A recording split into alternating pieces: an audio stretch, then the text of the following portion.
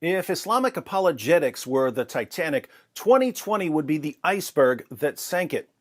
Okay, I agree that it makes no sense to compare Islamic apologetics to something as massive as the Titanic. Islamic apologetics in 2020 was more like a Nazi U-boat that accidentally torpedoed itself. 2020 will be remembered not as the year of the coronavirus lockdown, but as the year of the coronavirus meltdown.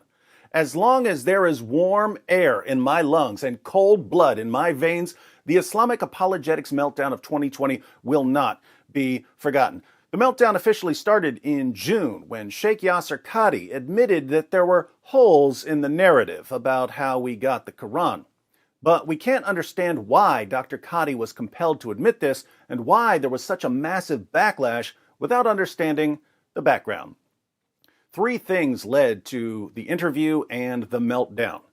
One, a few years ago, Jay Smith and Hatun Tash started bringing dozens of different Arabic Qurans to Speaker's Corner, proving that Muslims use different Qurans in different parts of the world.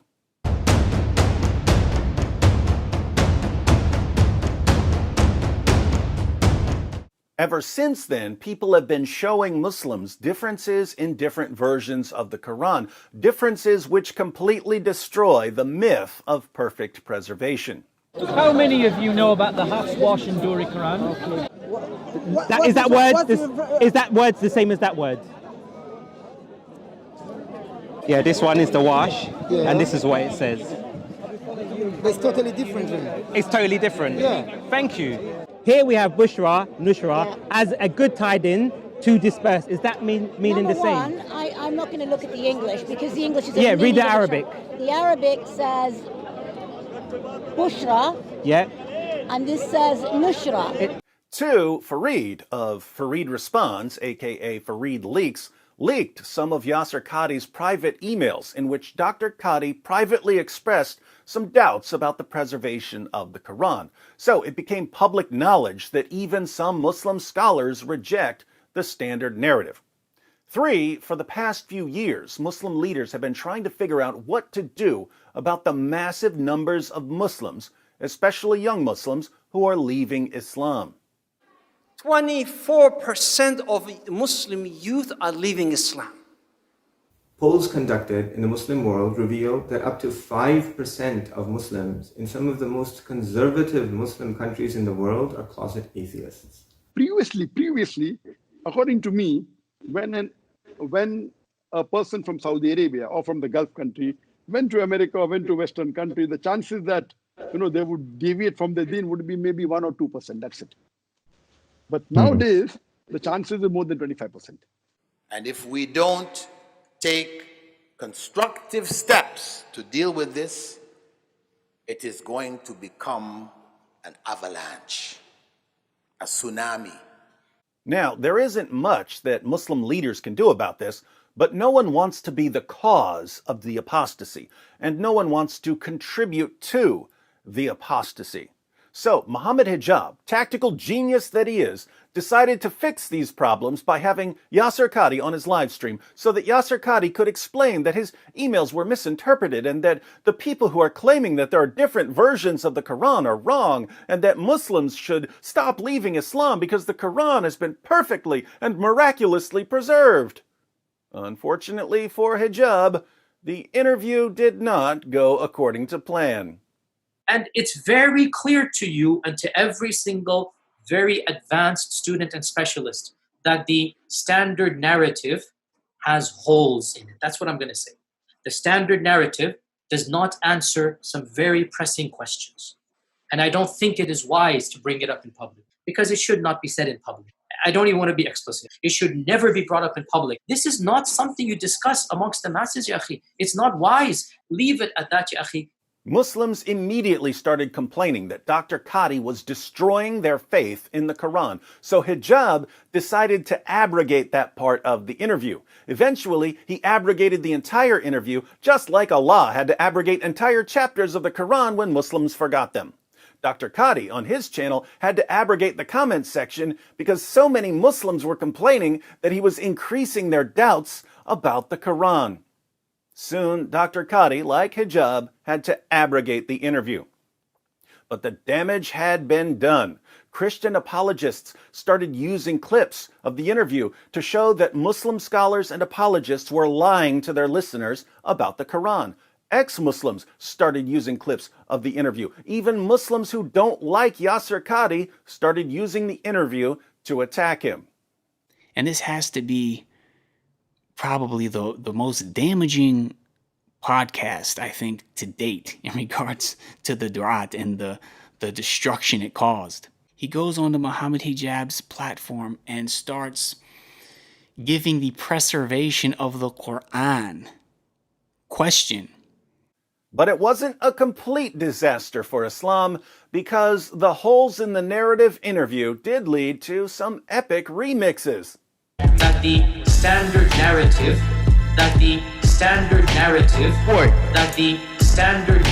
You'll finish. has holes. It has holes. That the standard narrative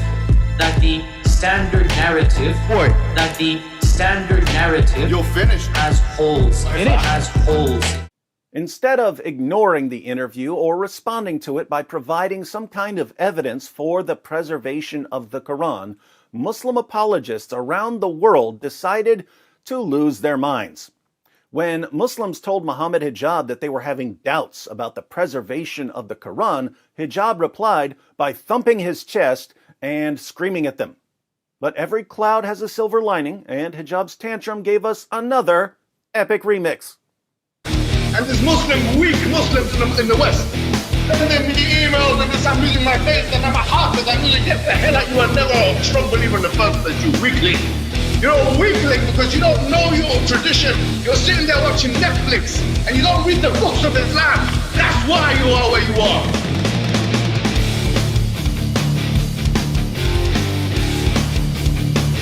I'm your teacher, boy. Mohammed Hijab started sending me and the apostate prophet perverted messages telling us to do things to each other that many viewers had to look up because, unlike Hijab, they're not experts in fetish porn. Then Hijab started insulting and attacking our wives, posting veiled threats of torture and rape. He even suggested that non-Muslim women secretly want to be raped by Muslim conquerors. Meanwhile, Ali Dawah was asking his fans to join him in praying for Allah to curse us with diseases. He even posted a YouTube video announcing that once Islam takes over, ex-Muslims will be publicly executed.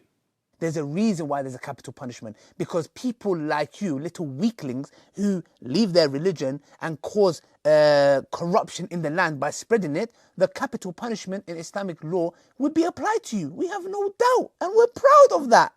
You know what that led to. We're proud of that. We're proud of that. We're proud of that. It just backfired on you. We're proud of that. We're proud of that. We're proud of that. It just backfired on you. What are you watching? MENJ, who runs the channel The Muslim Apologist and was supposed to be my nemesis for the foreseeable future, got arrested for child pornography. News channels in his country even ran stories about the police raid on his apartment. Pegawai turus di-11 jenayah seksual dan kanak-kanak, Jabatan Siasatan Jenayah, Ibu Pejabat Polis, Kontingen Selangor. The Dawagandists at Speaker's Corner, the former free speech capital of Great Britain, successfully transformed it into Sharia Corner, first by forming a big enough mob to convince police to silence Hatun Tash, and later by physically assaulting Hatun for criticizing Muhammad. If my father is Muhammad, have respect to the dog. The amazing part about the assault on Hatun was that the Muslim who hit her, who was shouting Allahu Akbar earlier, had been told by some of the other Muslims there that if there's some sort of physical altercation at Speaker's Corner, he should claim to be a Christian. So he did. And then tens of thousands of Muslims online fell for the taqiyya. The lie was eventually exposed by some Muslims who had a bit more integrity, but even today I get messages from Muslims telling me that the man who hit Hatun was a Christian, even though the Muslims who initially spread the lie have admitted that they were wrong. By the way, notice the parallel to the myth of perfect preservation here. Someone spreads a lie, but the lie becomes so popular in the Muslim community that people believe it even after it's been thoroughly debunked. Why are lies so popular in the religion of truth? But the meltdown wasn't over. Ijaz Ahmad, a disciple of Shabir Ali, started hurling racial slurs at his opponents and doxing them in an effort to get them killed. So you back piece of shit, go yourself. Do you understand? Okay. And your mother was a whore. Ibn Anwar, hold on. I think it was what?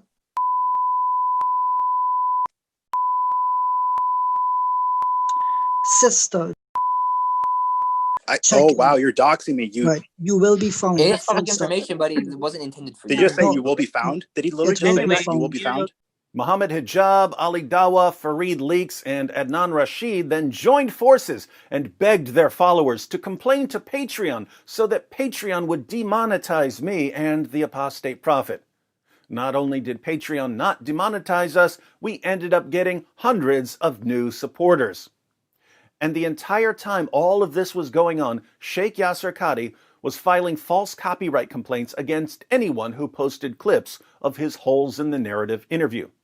Dr. Qadhi even tried to dox Islam Critiqued, but he had filed so many false copyright complaints he couldn't even keep the names straight, so he doxed the wrong guy. Finally, Dr. Qadhi announced that he was going to respond to us. I was actually looking forward to seeing how he would address my points. But he didn't address a single argument I've ever made. Instead, he called me names. I have rarely come across somebody who is more vulgar, vile, foul-mouthed, noxious, repugnant, depraved excuse of a preacher. He's a vulgar, obscene, evil jerk. I mean, honestly, there's nothing else to be said.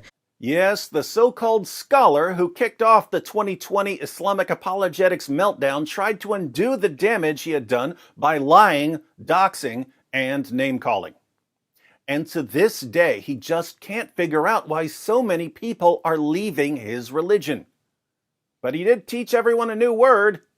Ultra-crepidarian, ultra-crepidarian, ultra-crepidarian, ultra-crepidarian, ultra-crepidarian, ultra-crepidarian. Or David Wood, I have rarely come across somebody who is more vulgar, vile, foul-mouthed, vicious, repugnant, depraved excuse of a preacher. Well, that's a quick rewind of the Islamic Apologetics meltdown of 2020. Are things going to get any better for Islam in 2021? All I can tell you is that I'm expecting a lot of remixes this year. Where's Allah? Where is Allah? This is such a foolish question. Where's Allah? Where is Allah is an extremely important issue. Where's Allah? Where is Allah? This is such a foolish question. Where's Allah? Where is Allah is an extremely important issue.